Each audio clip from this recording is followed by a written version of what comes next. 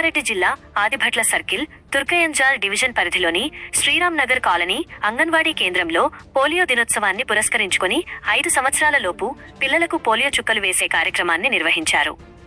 ఈ కార్యక్రమాన్ని DCCB chairman, Turkayamjal రైతు సేవా సహకార సంఘం చైర్మన్ కొత్త కురుమ సత్తయ్య, అంగన్వాడీ టీచర్ స్వప్న, ఏఎన్ఎం పద్మతో కలిసి పిల్లలకు పోలియో చుక్కలు వేసి లాంఛనంగా ప్రారంభించారు.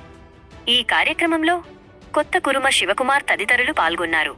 5 సంవత్సరాల లోపు పిల్లలందరికీ ప్రతి ఒక్కరూ తప్పనిసరిగా పోలియో చుక్కలు వేయించాలని ఈ సందర్భంగా వారు ప్రజలకు విజ్ఞప్తి చేశారు.